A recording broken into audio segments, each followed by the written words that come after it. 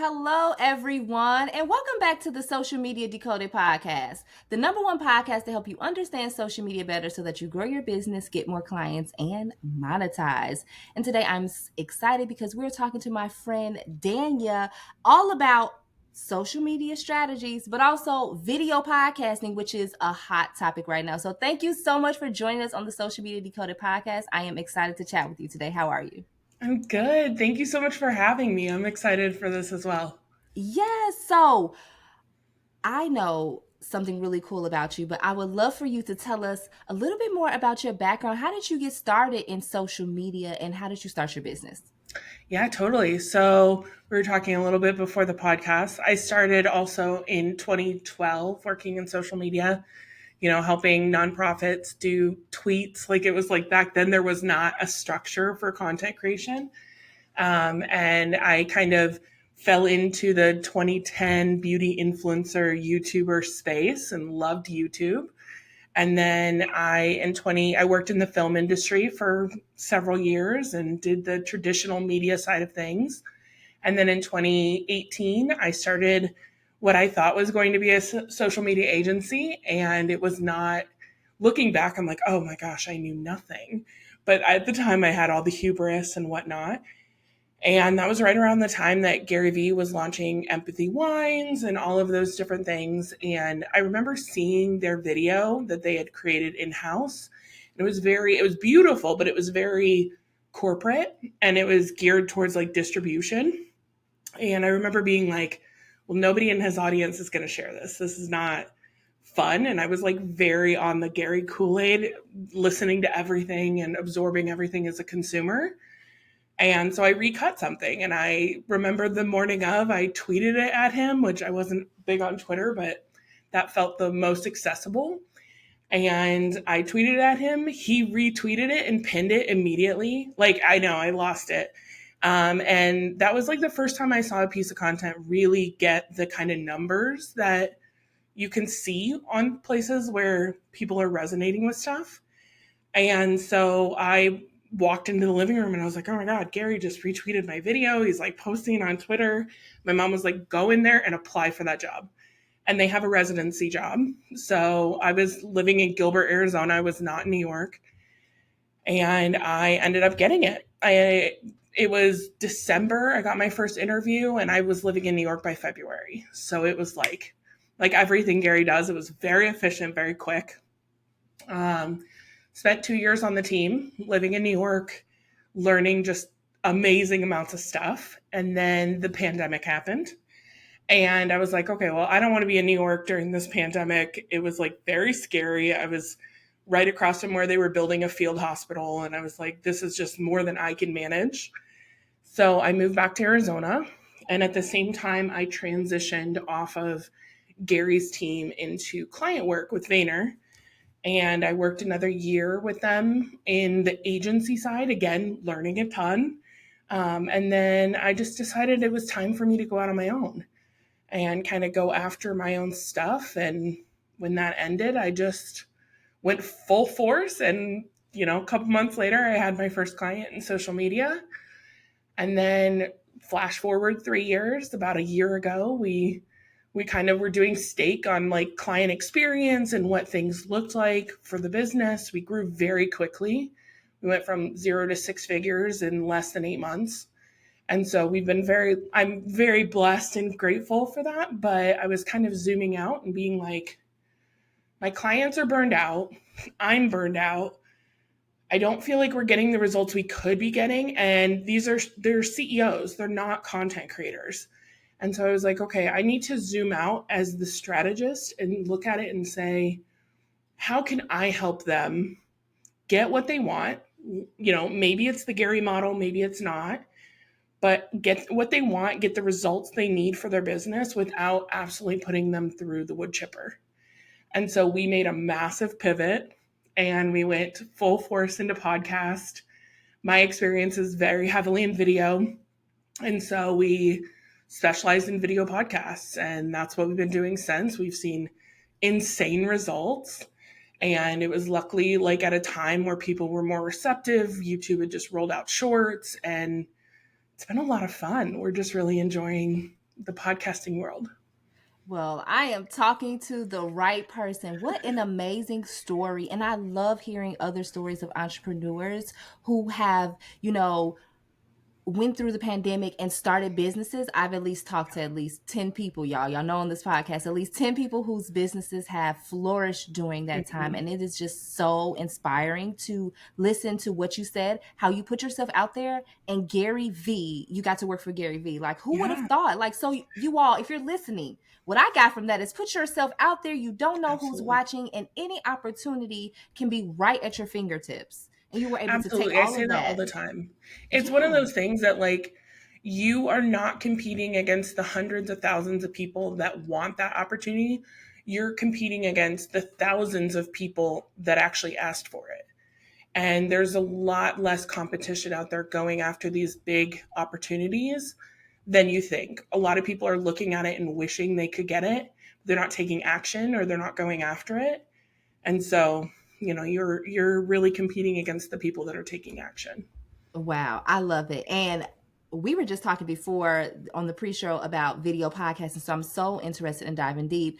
I don't know Yeah. if you all know who are listening, but Social Media Decoded is on YouTube, so you can check out the video portion of this podcast and the video portion of most of my interviews with the amazing guests right over on my YouTube channel, Michelle Thames. All you have to do is search Social Media Decoded. It's a playlist all there for you. And since I've talked to my friend here today, I'm going to now do YouTube Shorts. So let's talk about that. So, what are some Yay. effective storytelling techniques that businesses can use to engage their audience with video podcasting? Because a lot of people may have a audio podcast, but they're like, what's the Mhm. point of putting it on video? What are some tips that you have for our listeners? Absolutely. So, 1 in 4 viewers on podcasts, whether they're watching the video or not, will choose a video podcast over an audio. It's human nature. We like to watch people talk. Everything is about understanding the face. And we are picking up so much more information when we're watching someone explain something. So, I mean, that's 25% of your viewers that are automatically going to choose it. And the number keeps to growing as you build the channel. So, we're seeing people that are scaling their YouTube videos far faster than their audio. Plus, you're dealing with something with video podcasts. YouTube has its own algorithm. Apple Podcast doesn't. So you can pitch for Apple to, showcase you or do all of those different tactics, but you're still fighting against a platform without an algorithm. And so the fastest way to do that is everything right now is very geared towards video, and they're incentivizing you to create video while you're already having these great conversations with people, sitting down and having these great interactions that you're recording likely, or you're doing it via Zoom. Because how do we enjoy having conversations? We like looking at someone else's face. And so the way people enjoy listening to conversations is also, it's very like caveman around the fire. We want to be able to see the expression. So tactics for businesses is really start filming. I always say, even if you have no intention of doing a full episode of a video podcast, still record the video aspect. You can use it for social media.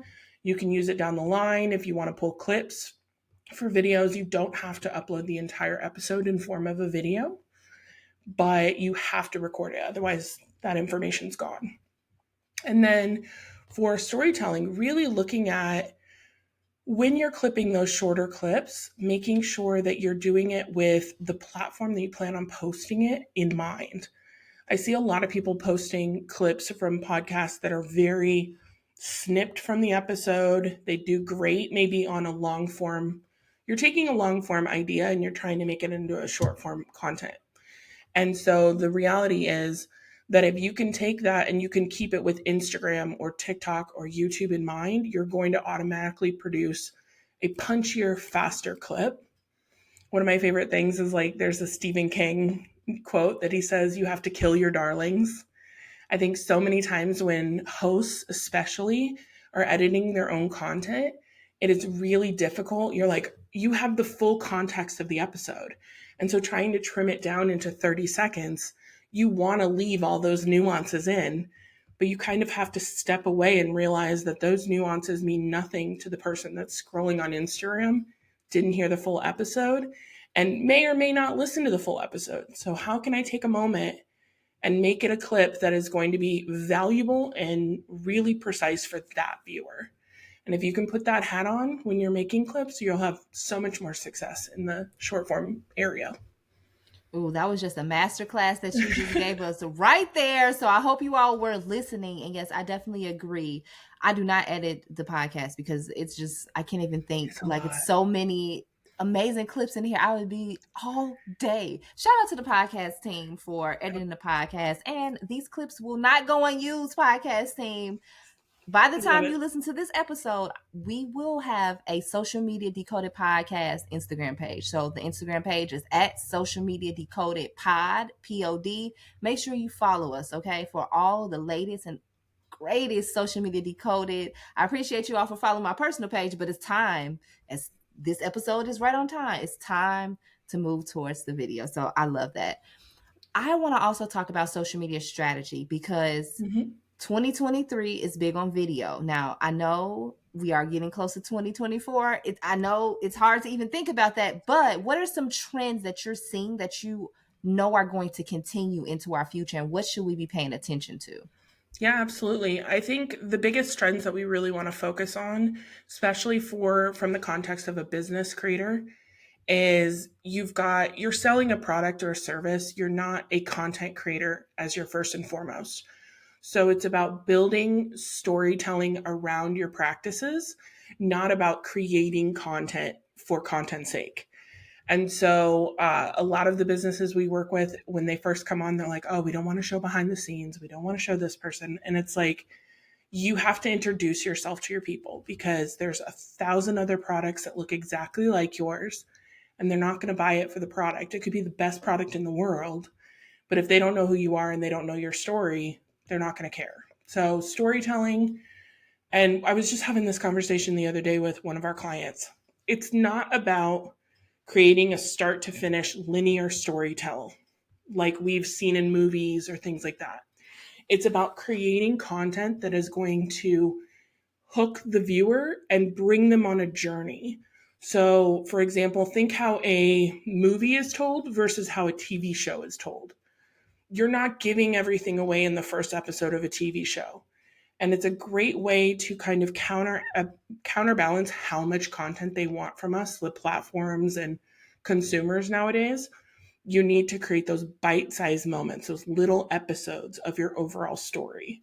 And I think everyone, CEOs tend to be like, okay, this is my story, this is my 2-bit, and then they feel like they've said everything. And then you have creators saying like, no, you got to repeat yourself. And I agree. But you can also, there's so many facets to your story that if you can take a bunch of sticky notes and put them on the wall, talk about the journey of your business, and then make content on each of those sticky notes. It'll feel really fragmented, but you'll get people that'll continue to show up and consume your content. And what it sounds like you're saying is you should probably have a multi-channel approach these type of days, because people are not just on Instagram. And I know y'all listening, don't come for me. I know we love Instagram, but because the Instagram episodes that I do are the top downloaded of this podcast. I know we love Instagram. Well, we love and hate it because the algorithm. But there's so many more places that you can promote your business to get leads, i.e. podcasts. I will not tell y'all how this podcast has changed my business, my personal brand. I am known as a thought leader because of this podcast. I've been picked up by different publications to write about this podcast, and that's why I continue to get more eyes on it. I go on other people's podcasts. So there are many ways for you to get leads just than Instagram. And what I'm hearing you 100%. say is we need to be many places. Yeah, and I think that can be really daunting for people because they see how much content they have to create on one platform, and the idea of creating that in multiple places just sounds unreasonable. But the beauty of having a podcast, especially in video format, is that podcast will play well on every single platform. You can turn that piece of content, because it sits on the outside of the algorithms. It's not customized to TikTok. It's not customized to Instagram. It can go on LinkedIn. It can go on Instagram. It can go on TikTok. It can go on YouTube. It can go in your newsletter. It's a really great resource for you to be able to share your expertise in a really non-pushy kind of way. It's there, you've already done it, it's easy to cut up. So you've done an hour or 2 hours of filming and you can cut that up and put it on that omni-channel approach versus having to, everyone thinks of the Gary model where he has a team of, at the time when I was there, it was a team of 30. I think it fluctuates, but yeah, people don't realize like how big it was.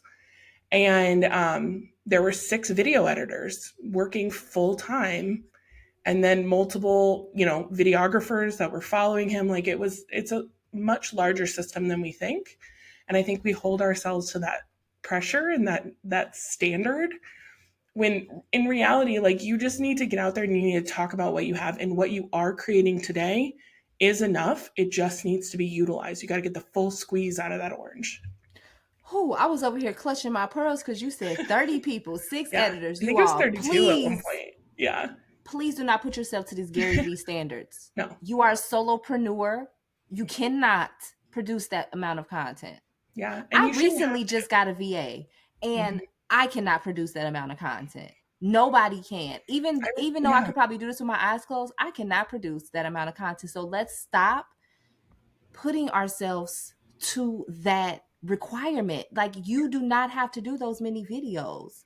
Mm-hmm. What I hear you said, what you just said again, long form content, chop it up. Even if you start with a blog post as your base, then you could do a podcast episode, cut that up, put some snippets on YouTube, put some snippets on Instagram, put a snippet on LinkedIn. It doesn't have to be hard. Just recreate the content that you already have. I'm pretty sure many of you listening have tons of pieces of content that you can utilize in different areas. So we're not trying to make you like give you anxiety with all of the platforms, but it definitely is a best practice to leverage multi-channel marketing in And 2023. you hit the nail on the head. It's leveraging. We all have that folder of video clips and photos that we've deemed are just not perfect enough. And the reality is, like, I work with creators that have millions and millions of followers that deal with the same stuff, where they're like, I almost didn't post this. I almost didn't post this. And now it's one of the top performers on my account. It's like, you have to, this is why I always recommend having a VA manage the posting, is because the VA is not as concerned about that little spot of mascara on your cheek, or like that you stuttered your words. It comes from a place of like, they are looking at it from a third party, and they're going to post things that you naturally wouldn't. And you never know in these times of like whatever is going to go off and what is going to work, but you have to post it. We have too many pieces of content that are just dying in the albums of our iPhones. Oh, mic drop.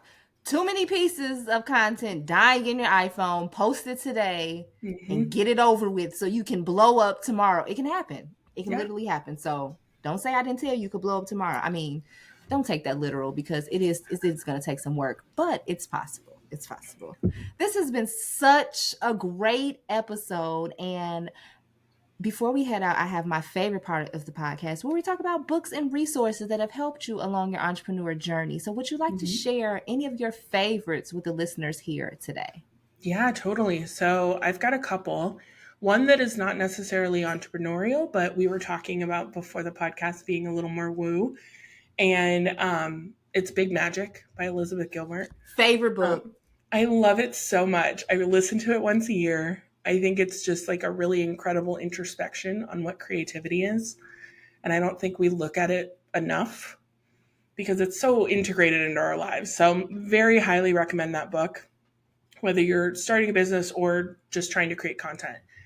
In terms of businesses, I really like the book Traction. It's a starter manual essentially for how to build and structure your company. And it's very, very helpful in building your mindset as an entrepreneur. One that really helped me was The Big Leap. And that's really built around like limiting beliefs and understanding that, your brain isn't really meant to, you're not supposed to be happy. You're supposed to be safe. And so your brain functions from that place of like, it doesn't want to be happy. It wants to be secure.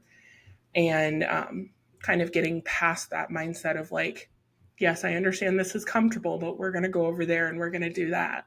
and you can come along and we want you to be involved, but we're not going to let fear drive. So. Yes, The Big Leap, one of my favorite books. We got to stop that upper limit problem. You got an upper limit problem. Do not upper limit yourself. You can live a happy life and nothing can be going wrong. I hope you listen to that. Definitely tap into that book. And Traction, love that book too. Mm-hmm. Definitely to help you build a team, learn how to work with your team, be a great leader. It's a great book. Oh, you gave some amazing books, all in my arsenal. I love it. I love it. Oh, this has been such a great episode. I appreciate you for coming on today and sharing so many gems and mic drops that you share here today. But before we head out, could you let the listeners know where can we find you online? Where can we find out more about your amazing business? Because this video podcasting is on another level and we definitely need your help with all of that. Absolutely. I'm on TikTok and Instagram, both under my name, which is Danyah Aossey. It's Danyah Aossey. It's a weird one. But then also my company is called AosseyCreative, and we really work with, entrepreneurs and CEOs to make their podcasts look good. So we do all of video marketing, all of that stuff, and you can go to AosseyCreative.com, and we have all of our stuff over there. Yes. Thank you so much for having me. This was fun. You're so welcome. We will make sure we put all of that information down below in the show notes so you can check all of that out. And that is all for today's episode, everyone. Do a video podcast, add it to your arsenal so you can grow and get more visible. Thank you all so much for tuning in to today's episode, and we'll talk to you all in the next one.